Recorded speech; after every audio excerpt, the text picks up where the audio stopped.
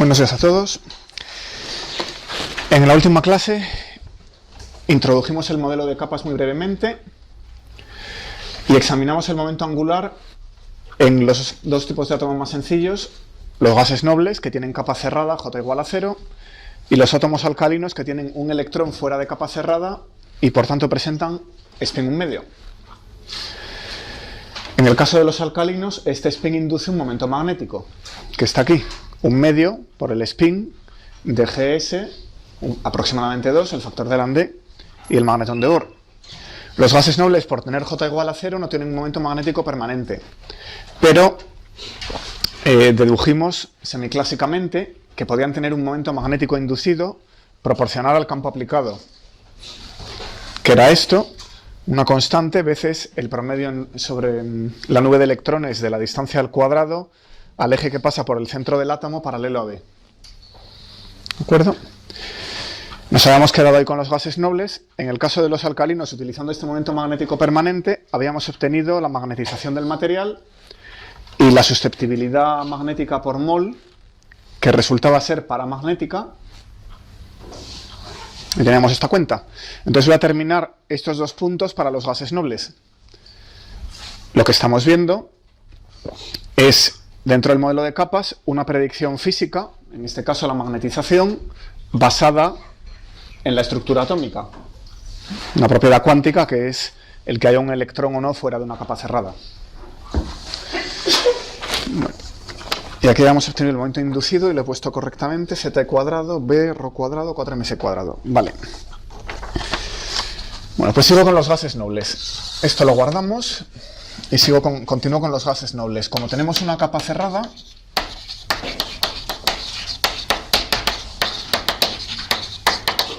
la simetría del átomo es esférica, porque la suma al cuadrado de los momentos de los armónicos esféricos era una constante. Entonces, rho cuadrado, que es x cuadrado más y cuadrado, como hay simetría esférica, x cuadrado y y cuadrado es lo mismo y es lo mismo que z cuadrado. Así que las sumo las tres. Esto es 2/3 sencillamente de r cuadrado en esféricas. Ese es el radio en cilíndricas al eje, ese es el radio en esféricas al centro.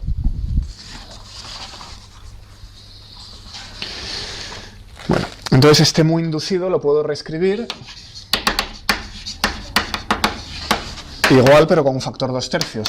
Z cuadrado b, 6mc cuadrado, r cuadrado. Vale. Bueno, si quiero volver al sistema internacional, esto está en el gaussiano, lo que hay que hacer es reemplazar esa c cuadrado por una mu sub 0. ¿Vale? El factor c cuadrado en el sistema internacional de unidades se convierte en un mu sub 0 y ya tenemos la misma fórmula. Bueno, sigo en el gaussiano. ¿Qué es la magnetización?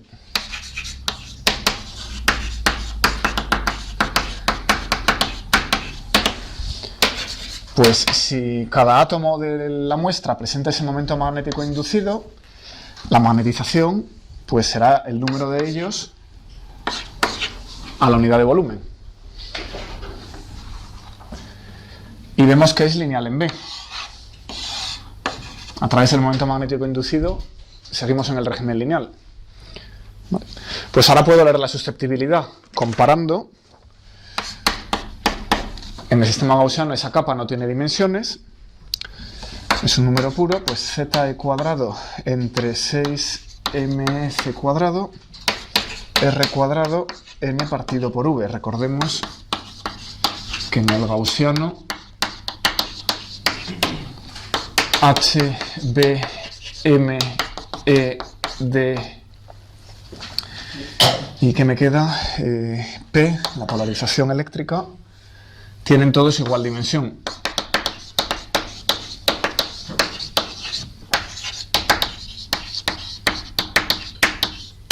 De manera que las constantes entre ellos son números puros. ¿Vale? En el internacional están todos los factores de epsilon 0 y mu sub 0 por medio. Bueno, habíamos definido la molar, en lugar de por magnetización por unidad de volumen, magnetización por mol, que era capa por la masa molar dividido por la densidad. deducimos que la susceptibilidad molar para los gases nobles pues es menos Ze cuadrado, que veo ahí, dividido por 6mf cuadrado. Luego vemos un R cuadrado. Y este M entre V, al pasar a la molar, queda cambiado por el número de Avogadro. Y en el sistema internacional, el mu0, por cierto, aquí va en el numerador. O sea que si lo pongo aquí tiene que ser mu0 menos 1. En el sistema internacional, esto no estaría y habría un mu0 en el numerador. ¿Vale? Eso es. Y esta E cuadrado, si queréis, la podéis escribir como alfa h barra c, si queréis ver el contaje en alfa. Bueno, entonces, ¿cómo escala esto al cambiar de gas? Helio, neón, argón, criptón, xenón, radón. ¿Cómo escaleamos? El número de Avogadro es el mismo, la masa del electrón es el mismo, la carga del electrón es la misma, pues tiene que ser el tamaño del átomo, del que ya hemos hablado bastante, y la Z. Entonces, ¿os acordáis que con los gases nobles el tamaño del átomo variaba ligeramente, se subía, se incrementaba con Z, y esto va lineal en Z, luego esperamos que la susceptibilidad molar crezca más deprisa que con Z. Voy a poner una tabla. Los datos son de la colaboración de Cero de Fermilab.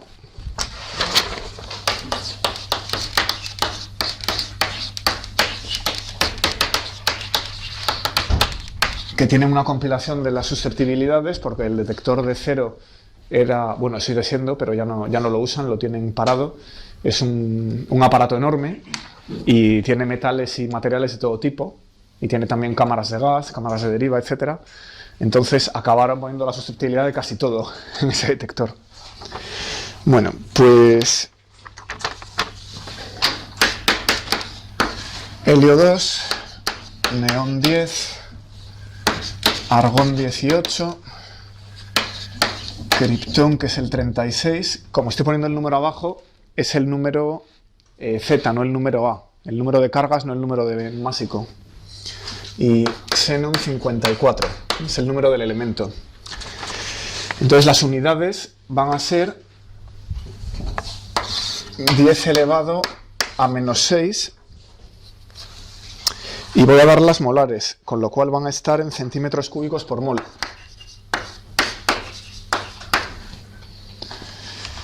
Bueno, pues esta es menos 2,0, menos 7,2. Esos son números empíricos, 19,4, menos 28 y menos 43. Así que vemos que en efecto crecen con el número atómico, crecen aproximadamente linealmente, vamos 2,2 a 54,43, aproximadamente lineal, y son negativas, son todos diamagnéticos, lo cual acabamos de predecirlo. Ese signo menos, que viene de la ley de Lenz, del momento magnético inducido, se opone al campo que lo provoca.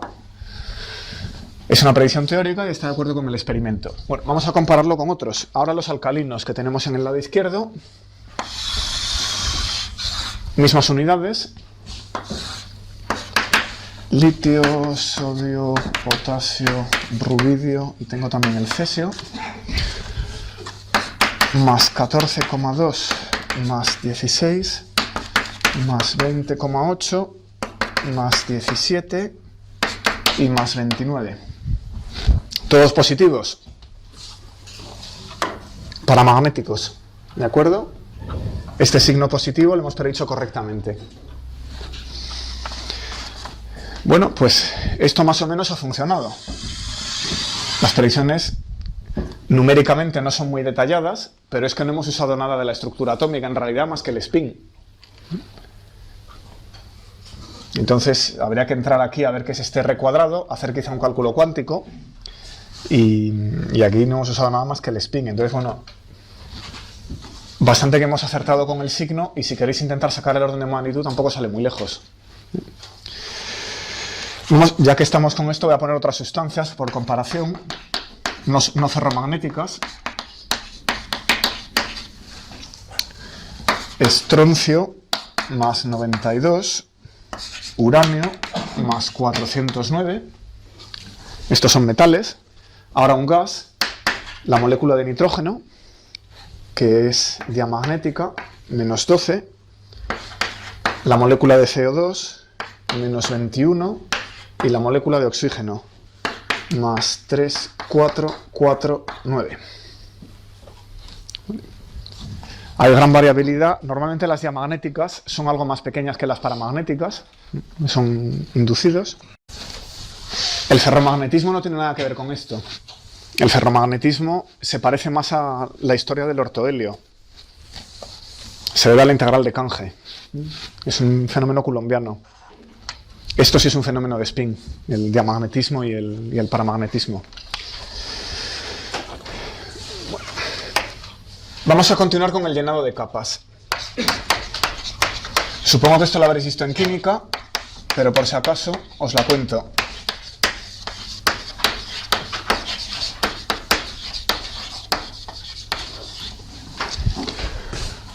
Lo que uno hace es colocar una tabla en la que las filas es el número cuántico principal y en las columnas ponemos el número cuántico orbital. 4s, 4p, 4d, 4f, 5s, 5p, 5d, 5f, 6s, 6p, 6d, 6f, 6G, 7S, 7P, 7D, 7F, 7G, 7H, 8S, os imagináis el resto, ad infinitum, ¿vale? Entonces, ¿en qué orden se llenan las capas? Pues uno procede en diagonal. La primera que se llena es la 1S, hidrógeno, helio. A continuación empieza con el litio, 2s, berilio. Cuando completa la 2s, salta a la 2p, llega al boro. Cuando acaba con el neón, salta a la 3s, y así sucesivamente. 3p, 4s, 3d, 4p, 5s, 4d, 5p, 6s, 4f, 5d, 6p, 7s. Y lo que ocurre es que la 6d no se llena. Cuando uno llega aquí, se acaban los elementos. Ha cubierto a los lantánidos, los actínidos, vuelve a los metales de transición, se ha quedado sin elementos. Esta capa no se llega a llenar hasta donde hemos llegado. ¿Quién sabe por qué se acaba la tabla periódica? Los núcleos son inestables. No es ningún fenómeno atómico. Aquí podríamos seguir llenando capas. Es un fenómeno nuclear. ¿Okay? Bueno, de eso hablaremos. Esto se tiene que ver como una regla general orientativa, pero no es una regla fija. A veces un electrón salta de una capa a otra. Pero bueno, como regla general así está bien. Acierta muchas veces, casi todas. Bueno, aquí nos han quedado dos preguntas. Bueno.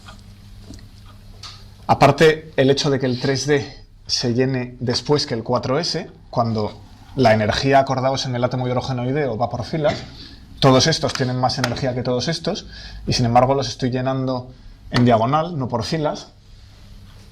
Eso tenemos un calculillo para el laboratorio, pues por ejemplo fijándonos en el 3D y el 4s para ver por qué el 3D se llena después del 4s, lo veremos. Pero me quedan más preguntas. Voy a poner aquí dos preguntas. Imaginemos que estoy llenando la capa 3D. ¿En qué orden lleno los orbitales de la subcapa 3D? Porque ahí hay varios orbitales. Según ml y ms, ahí puedo poner 10 electrones. ¿En qué orden los lleno? ¿O da lo mismo?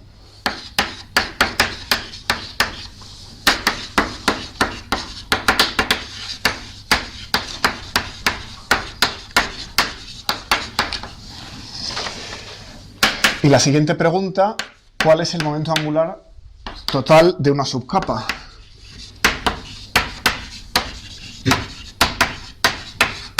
Que como hemos visto,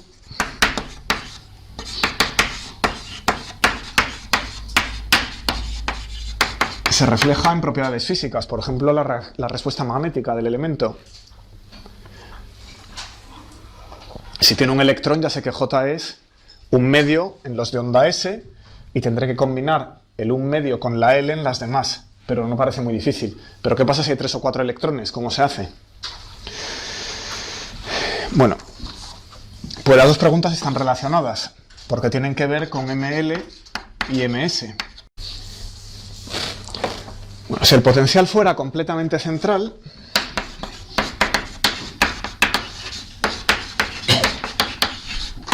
todo viniera del núcleo atómico, tendríamos degeneraciones masivas. Esto no importaría.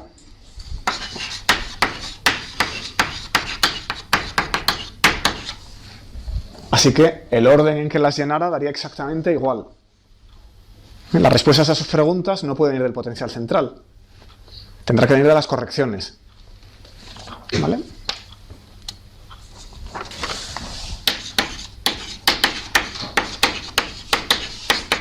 El potencial central no depende del spin, así que no puede saber nada de ms.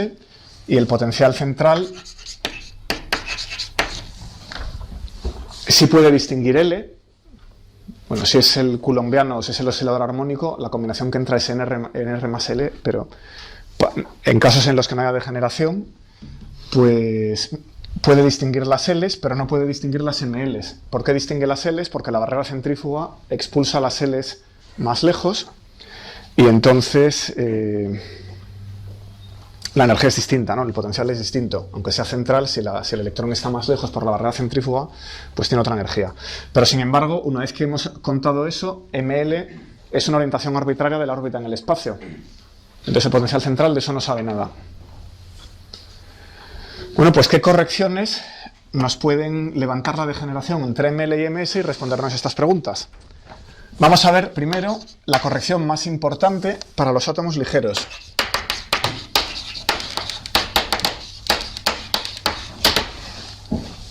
¿Y esto qué creéis que es? La estructura fina. Casi. Eso es para los átomos pesados. Aquí lo que es más importante es la repulsión electrostática entre electrones.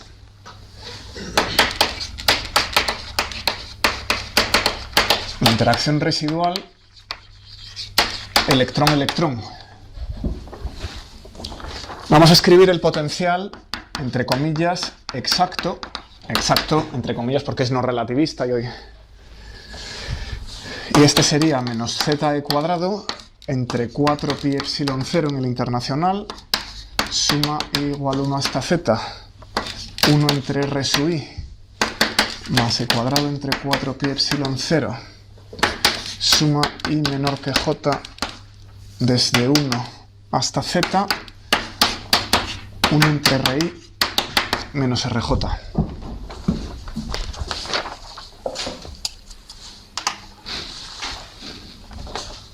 Está claro, ¿verdad? Cada electrón, y hay z de ellos.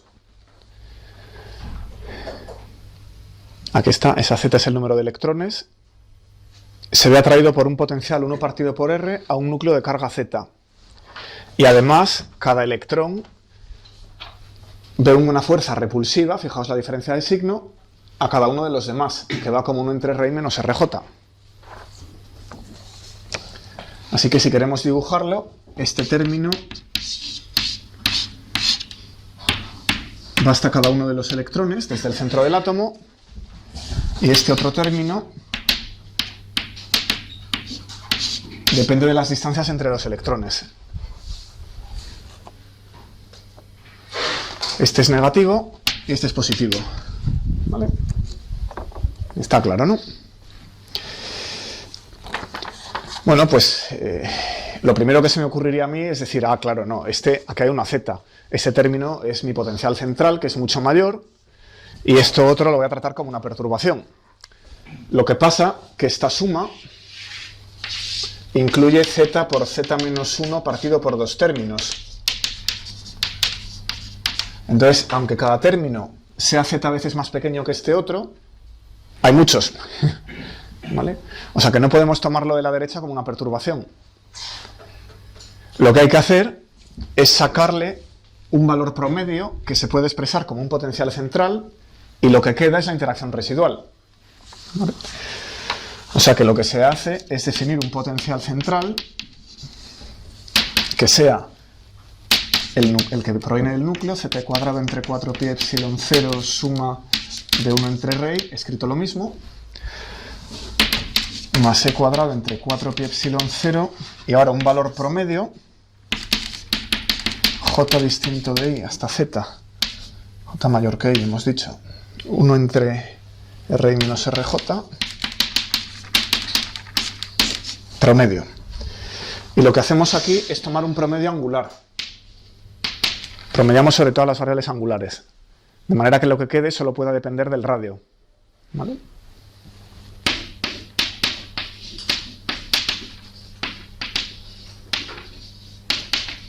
Este cálculo no lo voy a hacer, pero os lo imagináis que puede existir. Uno podría coger todos los potenciales y promediárselos respecto al ángulo. Lo que queda es un potencial central. Y la diferencia entre estos dos, pues, será un potencial residual.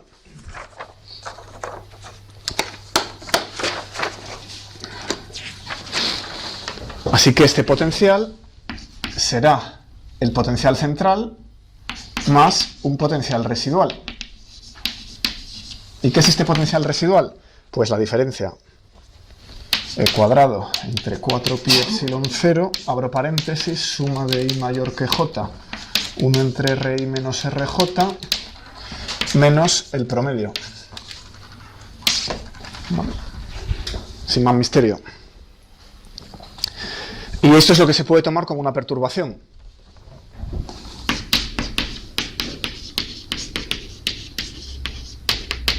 Esto va a ser la perturbación y esto va a ser, más la energía cinética, el hamiltoniano de primer orden.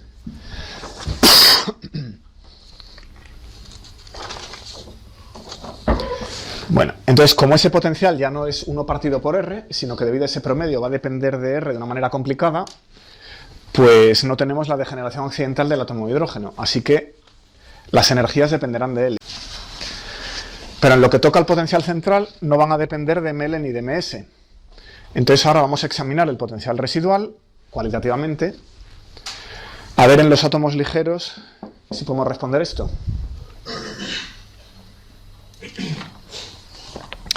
Bueno, ¿qué pasa en los átomos pesados? Aquí efectivamente es el acoplo spin-órbita el que va a definir en qué orden se llenan los suborbitales de cada subcapa. Acoplo spin-órbita. Bueno. Entonces, ¿qué habíamos visto en el átomo hidrogenoideo?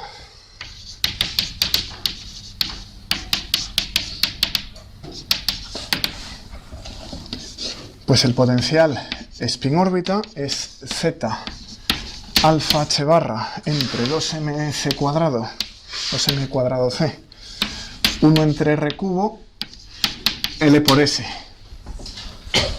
Bueno, como solo había un electrón, esto en realidad era el momento angular orbital de ese electrón por el spin de ese electrón. Pero es lo mismo que L por S, en este caso.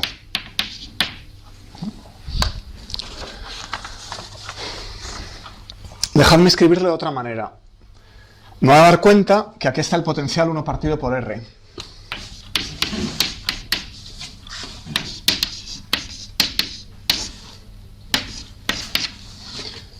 Entonces, si el potencial central es esto, en un átomo con varios electrones, ya no vamos a tener 1 partido por R, vamos a tener un potencial central más complicado.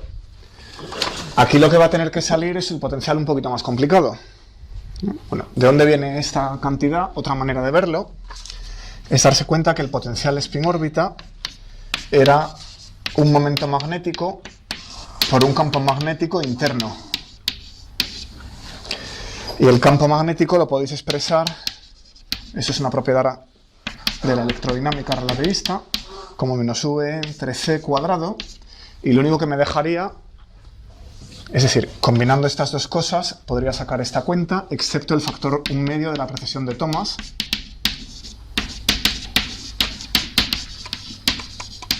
que requiere tratar la relatividad con un poquito más de cuidado, pero salvo un factor 1/2, con esta expresión de electromagnetismo relativista y esta expresión para el potencial, podéis sacar todo eso. ¿Vale?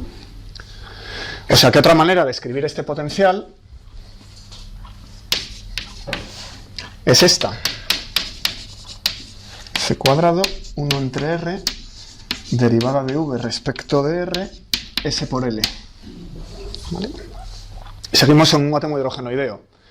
Lo que pasa que ahora esta fórmula es fácil de generalizar a un átomo que no sea hidrogenoideo. Cojo la aproximación de potencial central, aunque haya varios electrones, sustituyo ese potencial central aquí, pongo ahí algo que no sea 1 partido por R, y tengo el acoplo spin-órbita para otro átomo, porque al fin y al cabo el acoplo spin-órbita no es más que una corrección relativista. El electrón tiene un momento magnético y se acopla al momento magnético debido a su movimiento orbital. O sea que eso se tiene que poder calcular. ¿De dónde sale el campo magnético? De aquí. Una partícula que se mueve en un campo eléctrico percibe un campo magnético, dado por esta fórmula, velocidad producto vectorial con campo eléctrico. ¿Okay? Bueno, pues esto, para no escribir esto todas las veces, se suele definir una constante, C de central, que depende de R, S por L. ¿Vale? Entonces, si quiero tomar el valor esperado en un cierto estado, primer orden en teoría de perturbaciones, lo que hacemos es coger el estado y sacar el valor esperado del potencial, pues esto será L por S, lo escribimos como utilizando L más S cuadrado igual, lo que voy a poner, despejo S por L de ese doble producto, esto es J cuadrado, pues J cuadrado menos L cuadrado menos S cuadrado partido por 2 y luego ya esa función de R en el estado. Como es un momento angular al cuadrado, habrá un H barra cuadrado dividido por 2 y luego tenemos un potencial central, una corrección que depende de R y tomamos su valor esperado con la función de onda que sea y luego, bueno, S al cuadrado siempre es 3/4 y ahora J y L pues estarán relacionados si solo hay un electrón, pues esto puede ser L o puede ser menos L menos 1, el factor que multiplica, según que J sea L más 1/2 o que J sea L menos 1/2. Entonces, según el electrón que estemos poniendo en cada capa, nos fijamos en el electrón que colocamos, su contribución al potencial spin-órbita será positiva o negativa según cómo orientemos el spin y el momento angular orbital. Si coloco el momento angular orbital en paralelo al spin, me cuesta energía. Si lo coloco antiparalelo, me cuesta menos energía. Funciona como los imanes, porque es una corrección magnética, ¿no? Constante veces L o menos L menos 1. Bueno. Así que hay dos tipos de acoplo. Uno activo en los electrones ligeros y uno activo en los electrones pesados. Vamos a empezar por los ligeros. O sea, tenemos los potenciales. Aquí lo que importa va a ser minimizar el potencial residual en los átomos ligeros y en los pesados lo que va a importar es minimizar el potencial spin-órbita. Vamos a ver los ligeros. Volvemos a la parte 1. Este es el régimen en el que el potencial repulsivo residual es mayor que el potencial spin-órbita. ¿Vale? Bueno, entonces ese potencial residual produce torques, porque no es central. Produce pares de fuerza sobre los electrones. Dime. ¿Por qué en los átomos pesados no usamos también lo de la repulsión entre los electrones? Este va a ser mayor, porque crece con una potencia de Z. Luego te lo enseño. Te estaba diciendo que como la parte residual no es central, me produce un torque, produce un par de fuerzas. Entonces los L sub I no son conservados individualmente.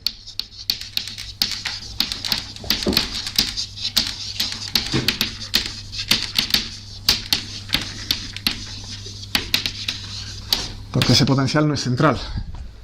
Así que los LSUI de cada electrón ya no son números cuánticos conservados. Lo que pasa es que los pares se cancelan. Ese potencial viene de una interacción electrón-electrón. Entonces, el par que un electrón, acción y reacción de Newton, el par que un electrón ejerce sobre un segundo es igual y de signo contrario al que el segundo ejerce sobre el primero.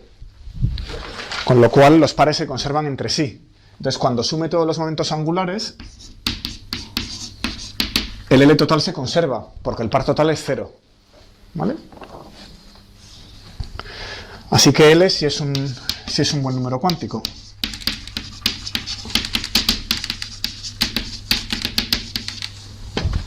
La evolución del sistema conserva L.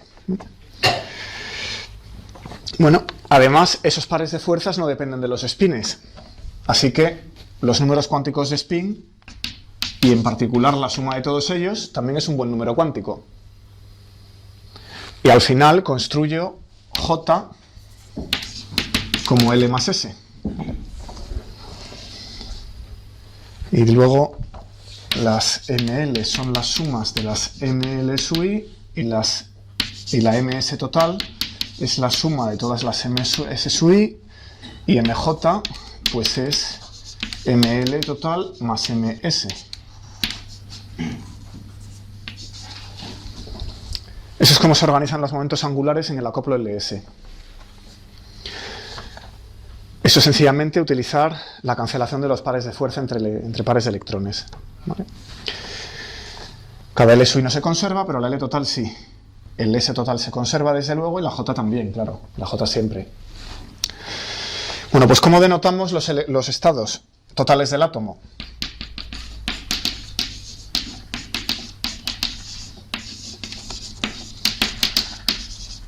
J es un buen número cuántico. Siempre terminamos con J. ¿Vale?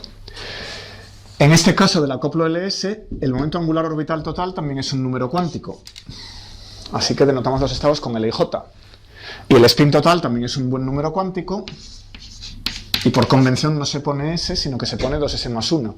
Se habla de singlete, triplete, cuadruplete, quintuplete, lo que sea.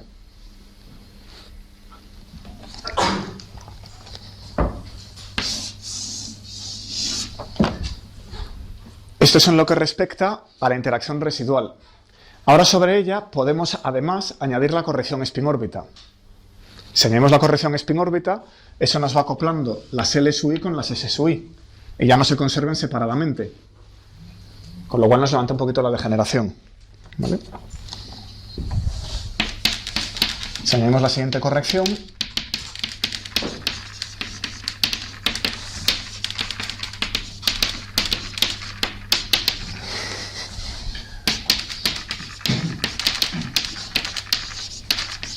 nos levanta la degeneración de este estado. ¿Vale?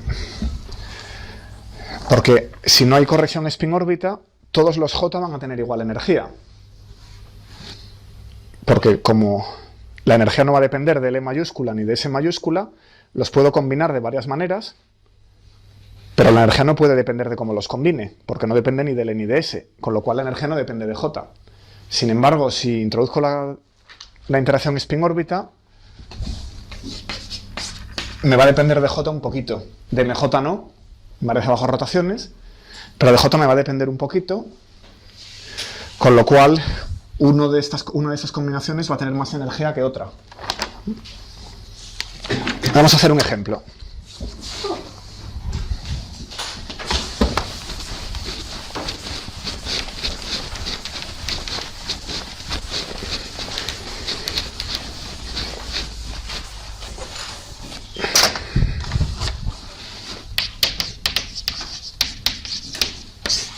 Así que un átomo con 2 electrones y va a ser un estado excitado del carbono.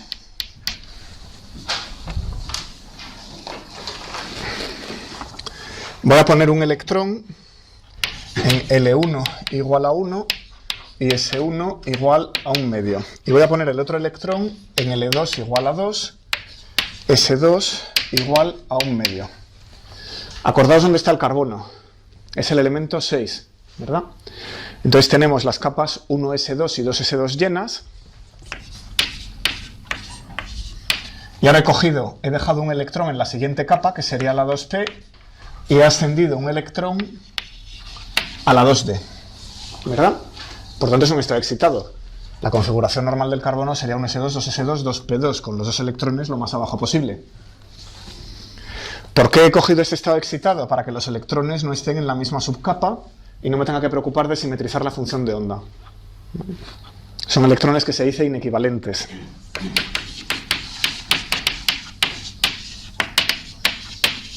Así no nos preocupamos de la simetría. Siempre puedo coger la función de onda P, la función de onda D y simetrizarlas o antisimetrizarlas según me haga falta. No hay ninguna restricción. Si fueran iguales tendría que tener cuidado de que alguna combinación no se anule. Bueno, pues entonces ¿qué puedo hacer? Estamos en acoplo Russell-Saunders. Entonces el momento angular total será la suma de las L sub I. Y esto puede tomar los valores 1, 2 o 3. Porque estoy combinando 2 con 1. Se aplica la desigualdad triangular, que sale de los Clés-Gordon, y 2 con 1 puede dar la diferencia 1.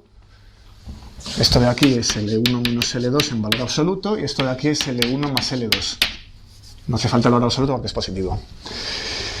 ¿Qué es ese?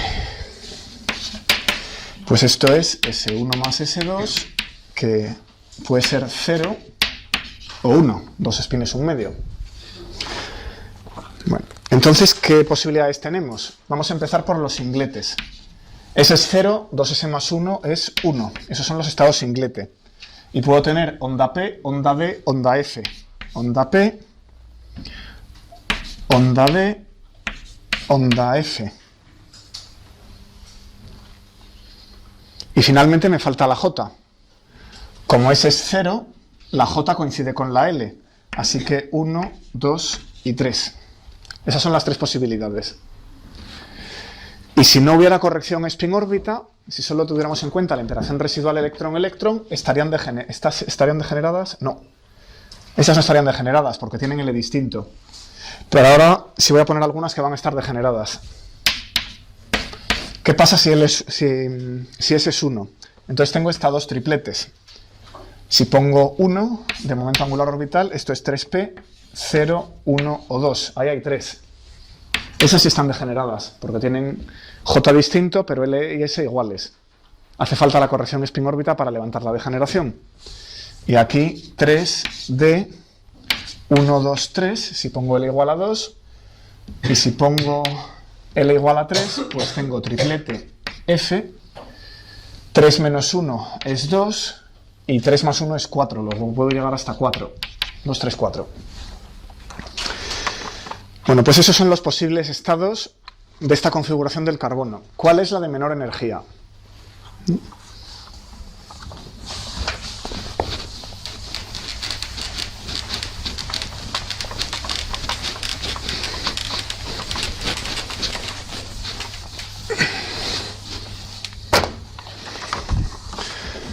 Bueno, la perturbación dominante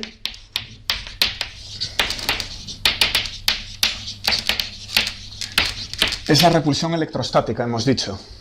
Un potencial central, que nos da los niveles etiquetados con L, y luego tenemos una perturbación dominante que es VE, y esto, tomando el valor esperado en una cierta función de onda, pues ese cuadrado entre 4pi epsilon 0, integral de psi estrella R1 y R2, 1 entre R1 menos R2, psi de R1 y R2.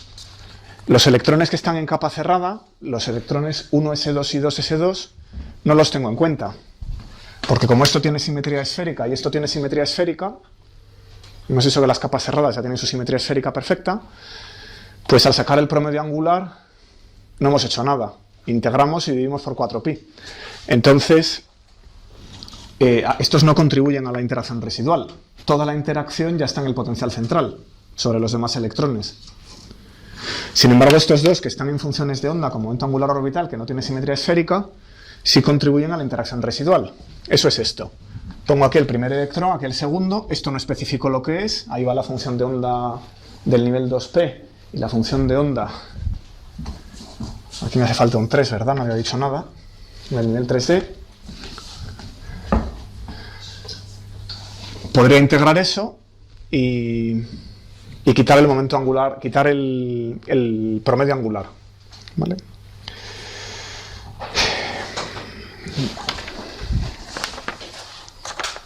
Pues, ¿qué aspecto tiene el potencial 1 entre R1 menos R2? Eso que tenemos que minimizar para encontrar cuál de los estados tiene mínima energía. Bueno, claramente, como función de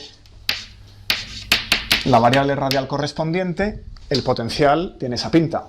Es repulsivo, es positivo y diverge. ¿Verdad? Entonces ahora me voy a preguntar qué diferencia hay entre que la función de onda sea simétrica o antisimétrica. Empecemos con una función de onda simétrica.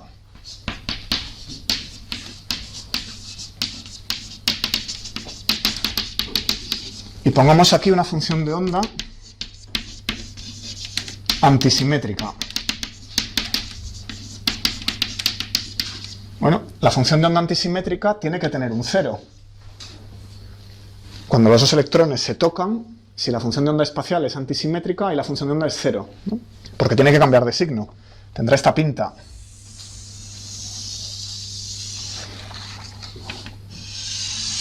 Algo así. Bueno, el potencial, muy lejos de R1 menos R2 igual a 0, es pequeño. El potencial contribuye en la zona central. Vamos a decir, imaginemos que la contribución importante es de esta zona. Y claro, en cualquier caso, todo lo que contribuye no puede ser muy grande porque la función de onda aquí es pequeña.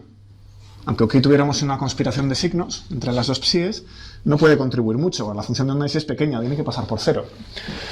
Sin embargo, la función de onda simétrica no hay razón para que pase por 0. Lo normal es que sea esto. Con lo cual, en la zona donde el potencial es grande, tenemos un montón de área. ¿Vale?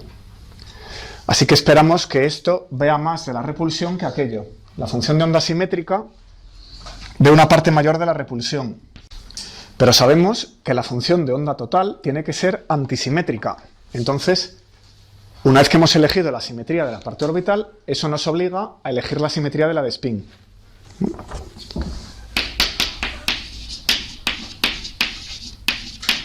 Entonces, ¿cómo es la de spin? Si esta es simétrica, la de spin entre los dos electrones tiene que ser antisimétrica. Y aquí, si la función de onda es antisimétrica, la de spin tiene que ser simétrica, para que la función de onda total sea en los dos casos antisimétrica.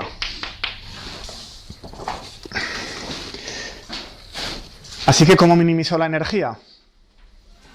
Viniéndome aquí para que la función de onda sea antisimétrica y la repulsión electrón-electrón sea pequeña, y por tanto haciendo que la función de onda de spin sea simétrica. O sea que la manera de minimizar la energía es alinear todos los spines. Pues eso se llama primera regla de Hund. El estado fundamental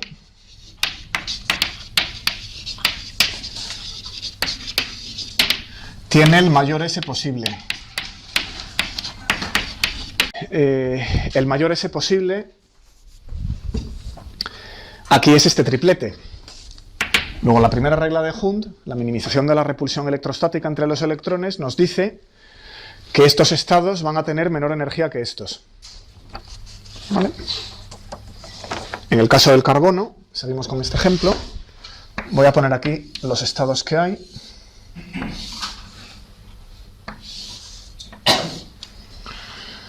Vamos a poner ms hacia abajo, que puede ser más un medio y menos un medio, y ml hacia la derecha, que puede ser más 1, 0 o menos 1. Entonces, si necesito poner los electrones en una función de onda simétrica, los coloco con igual spin. Pues uno aquí, por ejemplo, y otro aquí. Entonces, bueno, podría haberlo puesto ahí, eso todavía no sé, pero sin hacer mucho más, predecimos que S es igual a 1 y que estamos en un estado triplete. Ese átomo de carbono excitado va a tener su estado fundamental con spin 1. Así que va a ser del tipo 3 L, J. Y L y J todavía no sé. Tengo varias opciones. Ahí veo 3 y 3, 6 y 3, 9 opciones. A ver cuál es. ¿Vale? Esto os tiene que recordar al helio. ¿Qué encontrábamos en el helio? Que si los dos estados existían, la energía del estado orto era menor que la energía del estado para. En el helio convenía alinear los spines. La razón es la misma. Es la minimización de la repulsión electrostática. ¿Vale? Bueno, pues ahora abrimos otra pregunta. Seguimos con la misma pregunta general de cómo repartir los electrones entre las cajas con distintos momentos angulares. Ya sé qué hacer con el spin. Los tengo que poner en paralelo si puedo. Pero todavía no sé si los tengo que poner en esta caja o en esta. ¿Qué hago con la L? ¿Vale? Ahora tengo que decidir dentro de esas tres cajas dónde pongo los electrones. Bueno, pues eso intuitivamente es muy fácil de ver. ¿Qué pasa si L es mayor? Eso quiere decir que la función de onda es más periférica. ¿Verdad?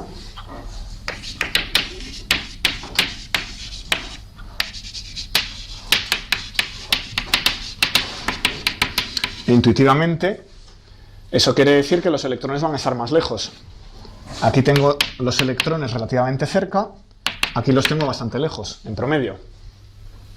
O sea que a mayor L, más distancia entre electrones. A igual valor del potencial central, examino solo la repulsión electrostática entre electrones, cuanto más lejos mejor. Si se trata de minimizar esto, maximiza L. Eso es la segunda regla de Hund, sin más historias. ¿Qué dice la segunda regla de Hund? Maximizar L.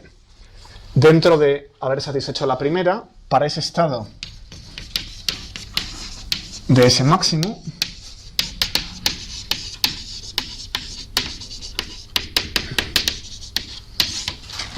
lo que hay que hacer es tomar el mayor L posible.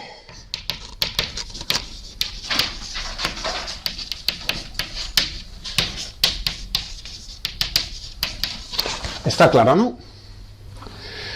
Así que el mayor L posible, más 1, 0. No quiero que se oponga, más 1 y menos 1 me cancelaría la L. Vamos a ponerlos en más 1 y 0. Venga.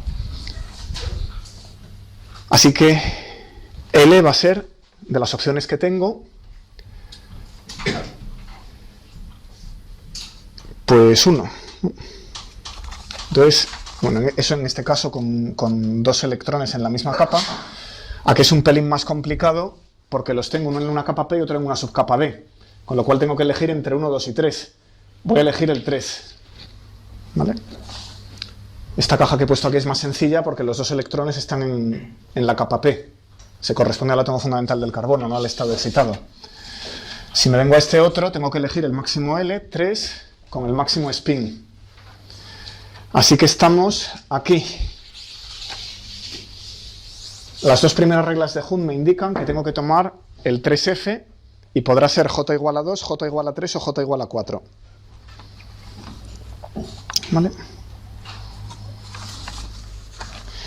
¿Qué pasa en el estado fundamental? En este otro caso. Puedo borrar aquello ya. Aquí tengo L1 igual a 1 y L2 igual a 1, que es lo que se corresponde a esta caja. Y entonces ya no puedo llegar, al combinarlos no puedo llegar a 3. Solo puedo llegar hasta L igual a 2, es el máximo.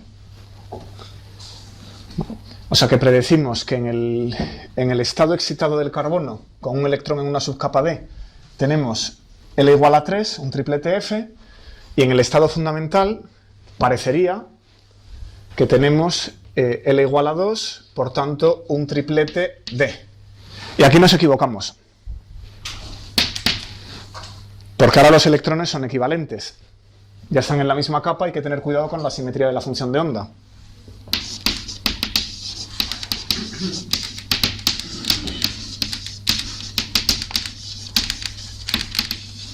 Las reglas de Hund se aplican si la simetría lo permite, si es posible. Entonces hay que tener cuidado al aplicarlas de no violar una antisimetrización de una función de onda. ¿Qué pasa? Que, vamos a ver, S igual a 1 es simétrica de spin, como hemos dicho. S igual a 0 es antisimétrica.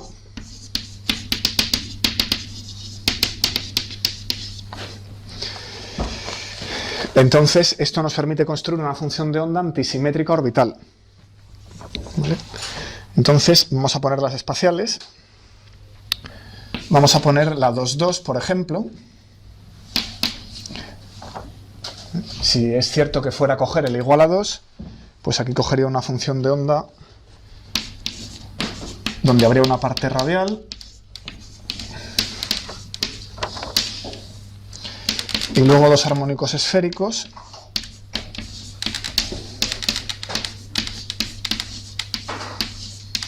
y esto quedaría simétrico con L igual a 2 y ML igual a 2. Pero eso no puede ser. Tenemos que tener una función de onda antisimétrica, hemos dicho. Es en lo que hemos empezado. La primera regla de Hund está construida para que la función de onda espacial sea antisimétrica.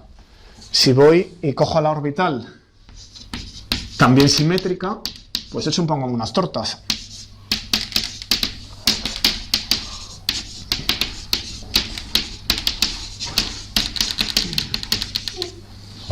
Así que al aplicar la segunda regla de Hund tengo que vigilar que los electrones sean equivalentes o no.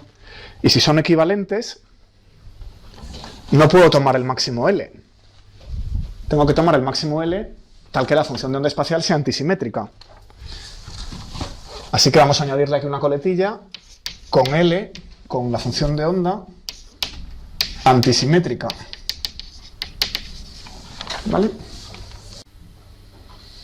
En el estado excitado del carbono no hay problema, porque los electrones son inequivalentes y puedo construir una función de onda orbital simétrica o antisimétrica según me guste.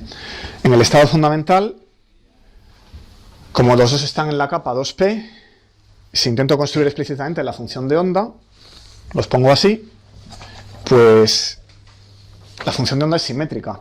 Bueno, este es el caso máximo con ML igual a 2, pero si ponéis una función de onda que no tenga ML igual a 2, todas salen simétricas. Dejadme explicar por qué. Siempre que L sea 2, esto sale simétrico. Pues porque tenéis un Claes-Gordon, estaría acoplando L1 igual a 1 con un cierto ML1 con L2 también igual a 1, que tendría un cierto ML2, para dar LML. ¿Y cómo se transforma eso? Ese Claes-Gordon lleva la misma simetría que la construcción de la función de onda, porque tengo que combinar dos armónicos esféricos, que son L1 y L2, para dar un L total. Eso se hace con un Claes-Gordon. Aquí el Claes-Gordon implícito es 1, pero eso es porque estoy haciendo la máxima, L igual a 2, ML igual a 2. Si quiero hacer otra combinación, L igual a 2, ML arbitrario, aquí pongo los dos armónicos esféricos y aquí tengo que poner el Claes-Gordon que estoy escribiendo. Bueno, entonces ¿eso cómo se transforma? Imaginaos que cambiamos los dos electrones. Pues propiedad de los Claes-Gordon, esto es menos 1 elevado a L1 más L2 menos L de lo mismo con los electrones cambiados.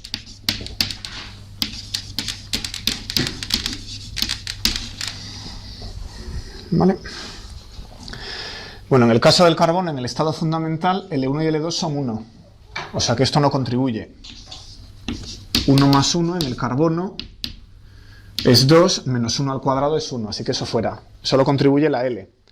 Así que las funciones de onda del carbono con dos electrones en la capa P, pues tienen simetría de spin, de momento angular orbital, menos 1 elevado a L. Así que L igual a 0 y 2 son simétricas y L igual a 1 es antisimétrica.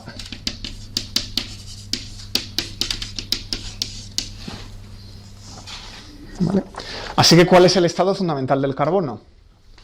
Primera regla de Hund.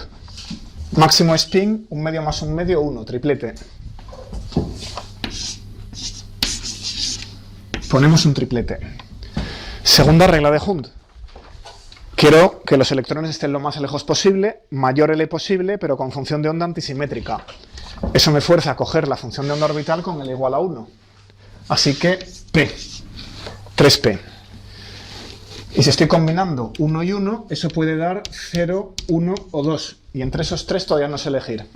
El viernes vemos cómo elegimos la J. ¿Vale?